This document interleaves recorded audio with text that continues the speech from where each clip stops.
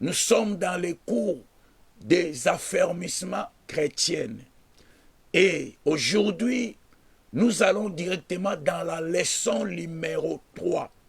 La leçon numéro 3 qui est les pardons. Alors, nous allons d'abord voir qu'est-ce que les péchés.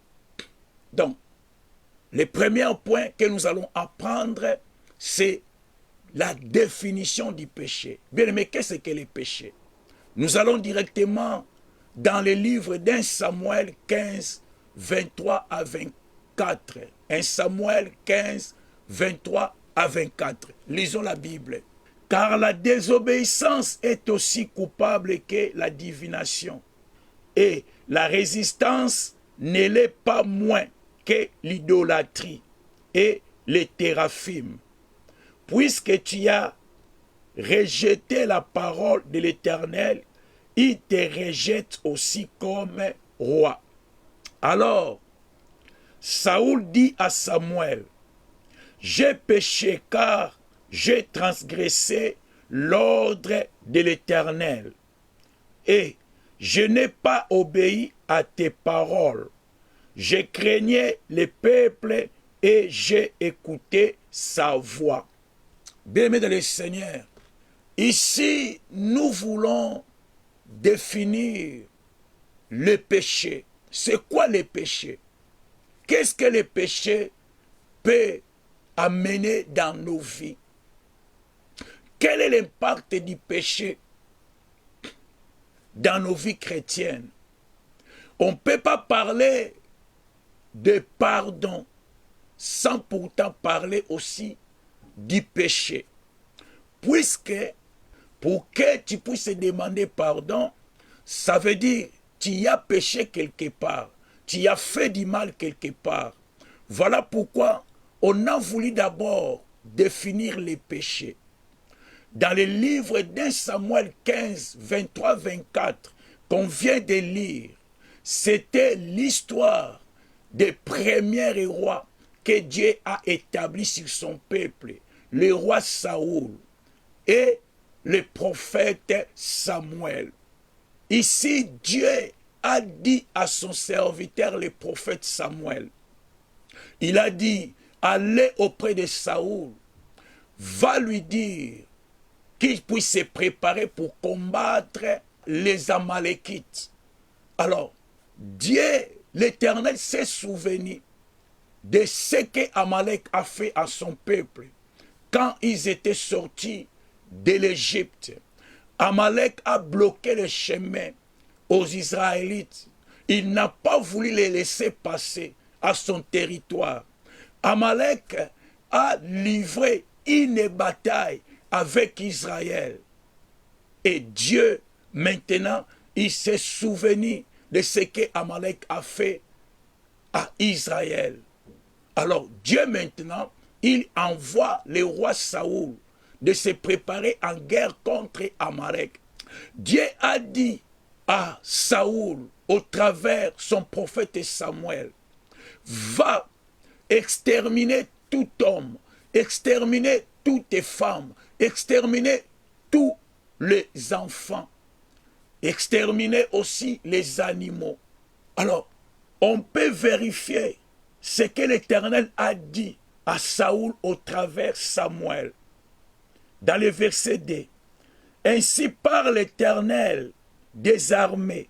Je me souviens de ce qu'Amalek fit à Israël lorsqu'il lui ferma le chemin à sa sortie d'Égypte. Va maintenant, frappe Amalek et dévoue par interdit tout ce qui lui appartient. Tu ne l'épargneras point, et tu feras mourir hommes et femmes, enfants et nourrissons, bœufs et brebis, chameaux et ânesses. Alors, quand Saoul est parti, Saoul a gagné le combat. Au lieu de frapper Amalek et dévouer le pays à l'interdit, Saoul a épargné quelques brebis. Saoul a amené quelques brebis en Israël. Il a aussi épargné les rois Agag, les rois d'Amalek.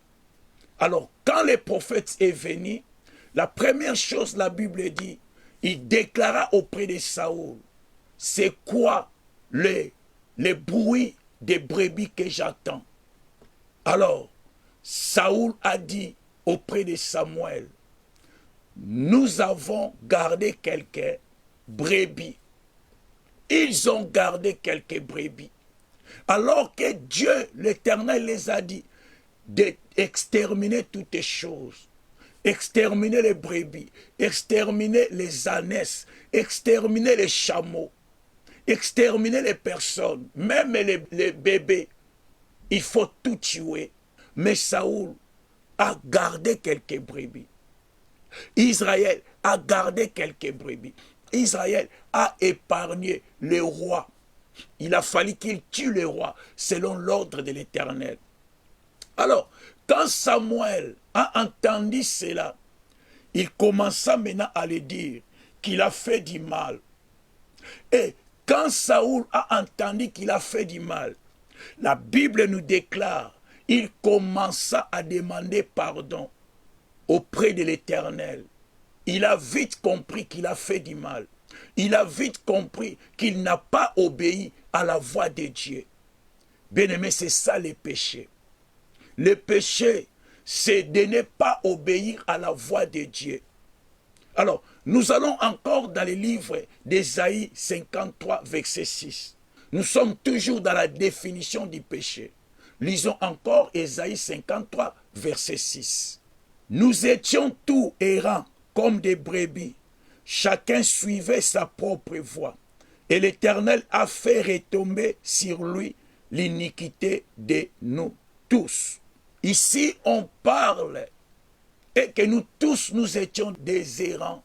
Ça veut dire, nous tous, auparavant, on suivait nos propres chemins, non celles de Dieu. On faisait ce qui nous plaisait. On marchait selon nos désirs. On marchait selon nos plaisirs. Chacun avait son propre chemin. On n'a pas payé attention à ce que Dieu voulait que nous puissions faire. On n'avait pas payé attention à ce que Dieu nous a déjà déclaré dans sa parole. On était des rebelles. Mais Dieu, notre Père, a fait retomber tous nos péchés sur une personne, sur son Fils Jésus-Christ de Nazareth. L'iniquité de nous tous est tombée sur Jésus-Christ. L'iniquité d'un peuple, l'iniquité de toutes les nations est tombée sur Jésus-Christ de Nazareth. Jésus a souffert sur la croix, non à cause de ses péchés, mais à cause de nos péchés, afin que nous puissions rentrer encore, revenir dans la volonté de Dieu. Jésus a souffert pour nous. La souffrance, le péché, tout ce que nous avions fait auparavant est tombé sur lui. Quand nous étions encore les païens, nos iniquités sont tombées sur Jésus. Bien-aimé, Jésus a fait quelque chose et que le Seigneur puisse nous pardonner. Jésus a payé un prix pour le pardon de nos péchés. Nos péchés, nos iniquités est tombé sur Jésus-Christ de Nazareth afin que nous puissions obtenir le pardon aujourd'hui. Voilà pourquoi Jésus est bon pour toi. Il a accepté de mourir. Il a accepté de se donner pour nous. Nous allons encore dans le livre de Jacques 4, 17. La Bible nous dit ceci. Celui donc qui sait faire ce qui est bien et qui ne le fait pas commet un péché. Celui qui sait faire ce qui est bien, mais il ne le fait pas, il commet un péché. Qu'est-ce que tu sais et que cela est bon, mais tu ne le fais pas? Qu'est-ce que le Saint-Esprit te dit de faire et tu ne le fais pas? C'est quoi le péché? après tous ces passages qu'on vient de lire, le péché consiste à faire sa propre volonté et non celle de Dieu exprimée dans sa parole. Il y a la volonté de Dieu qui est exprimée dans la parole de Dieu. Et quand tu n'arrives pas à faire la volonté de Dieu, c'est ça le péché. Le péché, c'est la désobéissance à la parole de Dieu. Le péché, c'est quand tu sais que voler, c'est pas bon, mais tu arrives quand même à voler. C'est ça le péché. Le péché, c'est la transgression de la loi de Dieu. C'est ça le péché. Saoul, on vient de lire, il savait la loi de Dieu. Il savait qu'est-ce que Dieu lui a ordonné. Qu'est-ce qu'il faut faire dans les combats qu'il allait.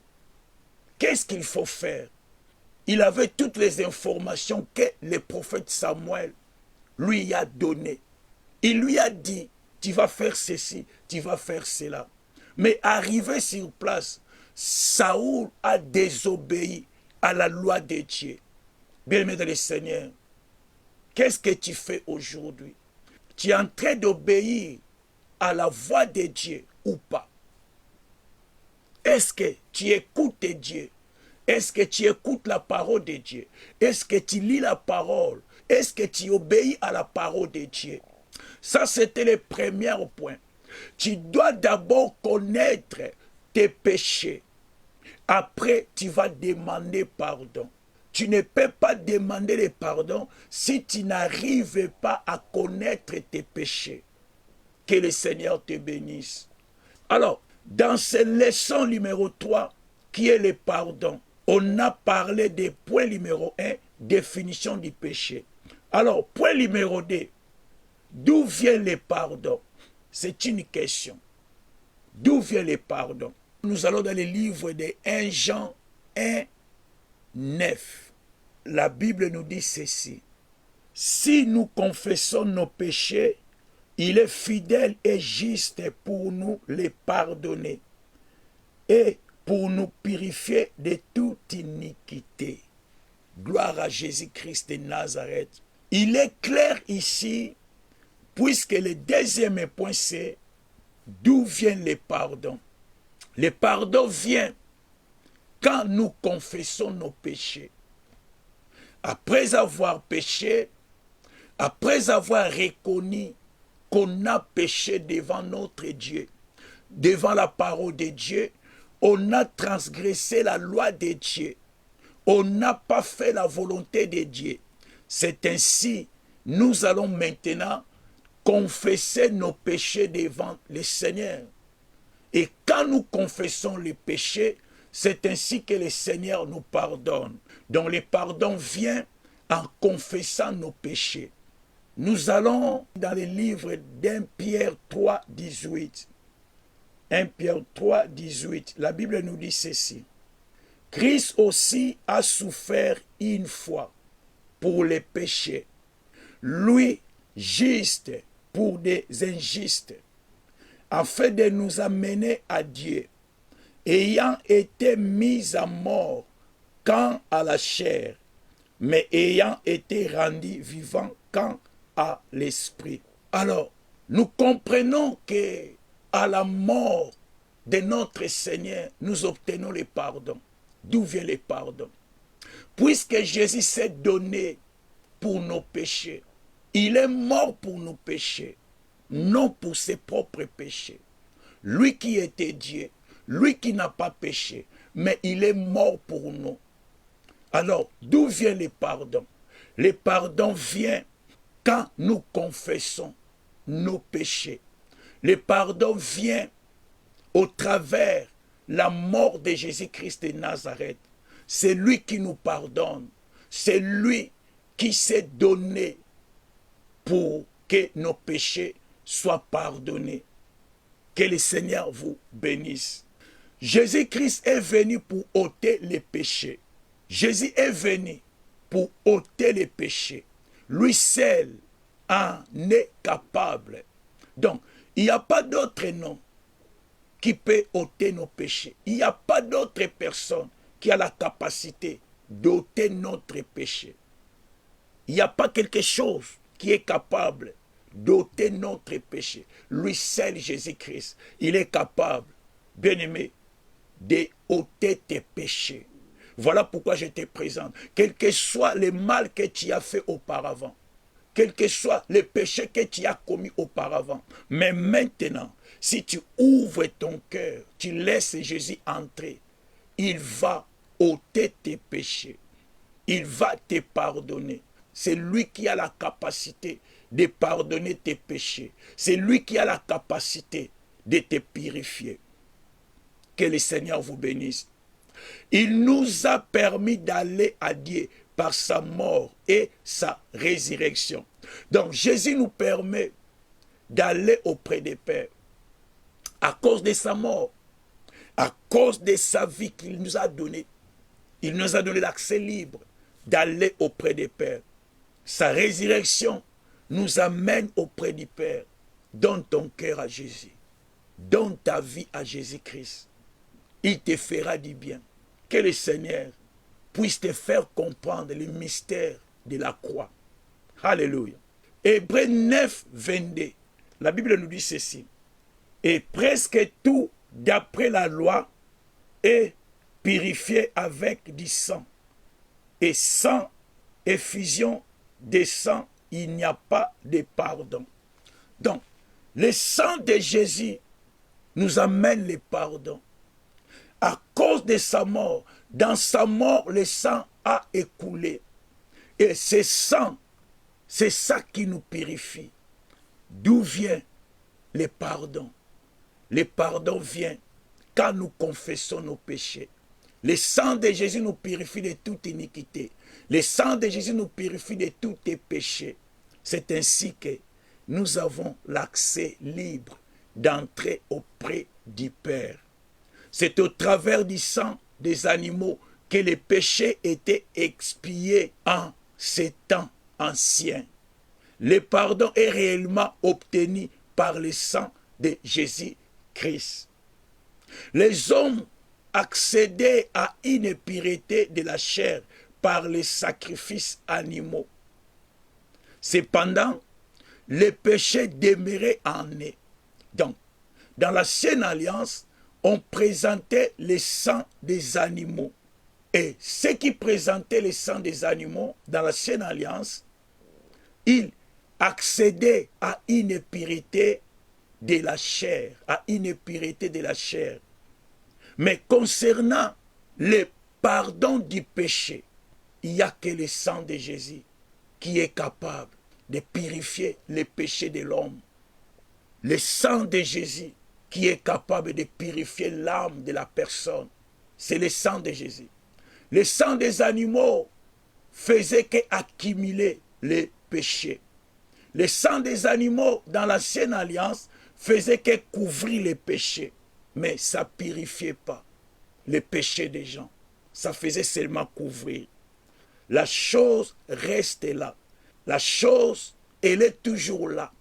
Mais on couvre quelque chose au-dessus. Mais quand on ouvre ces choses qu'on est en train de couvrir, on voit la chose, elle est toujours là.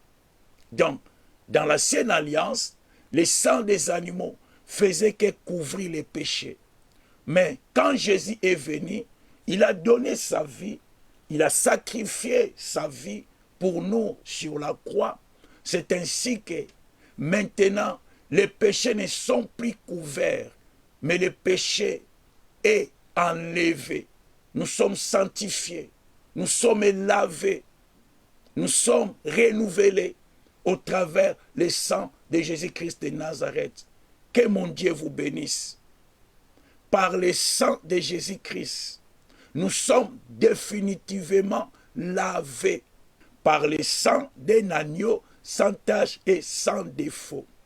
Nous sommes purifiés seulement par le sang de Jésus-Christ de Nazareth. Que le Seigneur vous fasse du bien. Bien-aimés le Seigneur, on va terminer par ici. Alors, tu peux écrire le livre de Colossiens 2:13.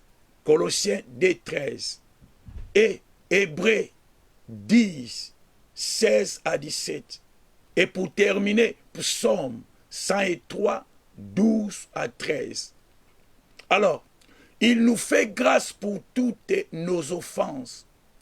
Il oublie tous nos péchés si nous reconnaissons son sacrifice pour nous et lui demandons pardon sincèrement.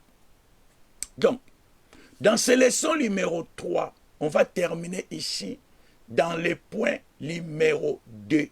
Alors, on a vu la définition du péché. On a vu d'où vient le pardon. Alors, bien-aimé dans le Seigneur, il faut être sincère. Si tu as péché, être sincère devant ton Dieu. Comme Saoul, il était sincère. Il a accepté qu'il a fait du mal.